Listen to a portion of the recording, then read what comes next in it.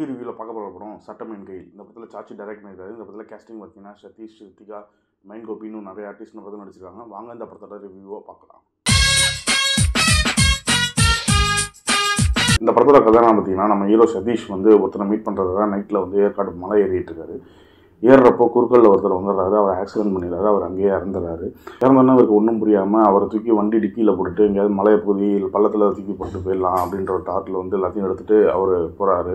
பக்கத்தில் ஒரு பள்ளதாக்கு இருந்துச்சு. அந்த பள்ளதாக்கை தூக்கி போடலான்னு அவர் அந்த பாடி எடுக்கலான்னு பார்க்குறாரு. எடுக்கிறப்போ ஆப்போசிட்டில் இந்த ஊர் மக்கள் வருவாங்க. வந்தோன்னா பயத்தில் என்ன பண்ணிடுவாங்கன்னா அந்த வண்டியை மூடிட்டு அப்படியே போகிற வழியில் போலீஸ் வந்து செக் பண்ணிகிட்டு இருப்பாங்க.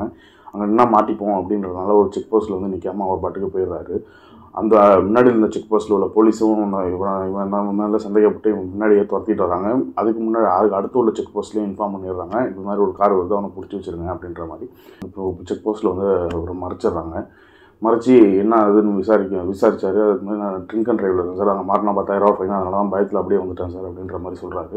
உடனே இவன் மேலே சந்தேகமாக இருக்கும், வண்டி ஃபுல்லாக செக் பண்ணுங்க அப்படின்னு சொல்கிறாங்க. ஒரு வண்டி ஃபுல்லாக செக் பண்ணால் மாட்டிப்போம் அப்படின்றதுனால சதீஷ் என்ன பண்ணுவோம் அப்படின்னா, என்ன பாயிண்ட்லேருந்து செக் பண்ண விடாமல் என்ன பண்ணலாம் அப்படின்னு யோசிச்சுட்டு இருக்கும்போது போலீஸ் ஒரு வார்த்தையை விட்டுருவாப்புல, திக்குவாய் தானே நின்று, திக்குவாய்க்கே இவ்வளோ திமுறா அப்படின்ற மாதிரி ஒரு வார்த்தையை சொல்லிடுவாப்புல. அதனால அவர் ரொம்ப அவர் டென்ஷனாக ஆக்ட் பண்ணி போலீஸ் கண்ணத்திலே ஓங்கி அரைஞ்சிடுவார். வண்டியை செக் பண்ண போன போலீஸ் எல்லாமே இன்னும் அதிர்ச்சியில் திரும்பி பார்ப்பாங்க. இவனை பிடிச்சி ஜெயிலில் போட்டுருவாங்க. வண்டியை தூக்கி போலீஸ் ஸ்டேஷன் வாசலில் நிப்பாட்டிடுவாங்க.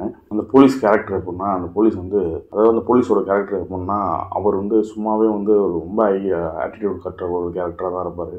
அவரோட ஈகோ கிளாஷ் ஆகிற மாதிரி அவர் அங்கே அடித்ததுனால அவர் ரொம்ப இதாகி மேலே ஏதாவது கேஸ் போட்டு உட்கார வைக்கணும் அப்படிங்கிறதுனாலே சதீஷ் உட்கார வச்சுருப்பாப்புல. அந்த டைமில் வந்து ஒரு பொண்ணு வந்து ஏற்காடு மேலே வந்து ஒரு பையன் வந்து கொலை பண்ணிட்டான், இங்கேருந்து பைக்கில் தப்பிச்சிட்டான் அப்படின்ற ஒரு இன்ஃபர்மேஷன் வரும். பொண்ணு கொலை பண்ணாலும் வண்டி ஆக்சிடென்ட் ஆனாலும் ஒரே ஆளுன்னு சதீஷ்க்கு ஒரு கட்டத்தில் தெரிய வரும்.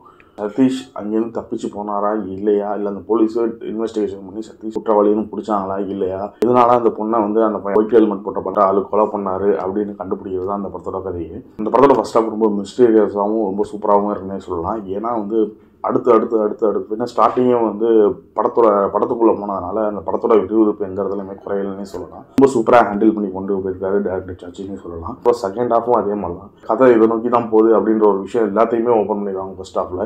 செகண்ட் ஹாஃப் எதை நோக்கிடா படம் போகும் அப்படின்ற ஒரு தாட்டை நம்மளுக்கு கிரியேட் பண்ணிடுவாங்க. செகண்ட் ஹாஃப் எப்படி தான் இருந்து பார்த்தே ஆகணும் அப்படின்ற ஒரு கேரக்டர் வந்து மக்கள் மத்தியில் ஏற்படுத்திட்டாங்கன்னே சொல்லலாம். ஃபுல்லாகவே விறுவிறுப்பாக இருக்கிறதுனால கிளைமேக்ஸ் உதைப்புறாங்க எல்லா படத்துலையும் அப்படின்ற ஒரு தாட்டில் தான் பார்த்தோம். ஆனால் இந்த படத்தில் கிளைமேக்ஸ் தான் ரொம்ப சூப்பராகவே பண்ணிடுறாங்கன்னே சொல்லலாம். சதீஷ் வந்து இதுக்கு முன்னாடி வந்து இந்த மாதிரி படங்கள்லாம் எதுவுமே பண்ணது கிடையாது. அவர் பண்ண படங்கள்லாம் வந்து காமெடிஸ் படம் இல்லை கொஞ்சம் மாறி இப்போ தான் ட்ரெண்ட் பண்ணிட்டு இருக்காரு. ஆனால் இந்த மாதிரி ஒரு கிரைம் த்ரில்லர் ஜானரில் திடீர்னு வந்தோன்னே அது எப்படி சூட் ஆகும்னு தான் நினச்சேன். ஆனால் இந்த படத்தில் ரொம்ப சூப்பராகவே பண்ணியிருக்காருன்னே சொல்லலாம். படத்தில் வந்து எந்த ஒரு இடத்துலையுமே சாங்ஸே கிடையாது. படம் கிளைமேக்ஸில் மட்டும்தான் சாங்ஸ் வரும். அது வந்து ரொம்ப இம்பாக்டாக வரும்னு சொல்லலாம். படத்தில் எந்த ஒரு இடத்துலையுமே இந்த இடத்துல சாங் இல்லை, இந்த இடத்துல போர் அடிக்குது அப்படின்ற ஒரு விஷயம் இந்த படத்தில் எந்த ஒரு இடத்துலையுமே இருப்பதில்ல. படம் அடுத்துன்னு போகிறதுனால ரொம்ப இன்ட்ரெஸ்டிங்காகவே இருக்கும். கிரைம் த்ரில்லர் சேனல் பார்க்குறவங்களுக்கு இந்த படம் மிகப்பெரிய ஒரு ட்ரீட்டாகவே இருக்குன்னு சொல்லலாம். ஓவரால் இந்த படத்தை ஃபேமிலியோட பார்க்கணும்னு நினச்சிங்கன்னா கண்டிப்பாக இந்த படத்தை ஃபேமிலியோட பார்க்கலாம். ஃப்ரெண்ட்ஸ் ஃபேமிலியோட வீக்கெண்ட்ஸில் பார்த்து என்ஜாய் பண்ணக்கூடிய ஒரு சிறந்த படமாக இருக்கும்.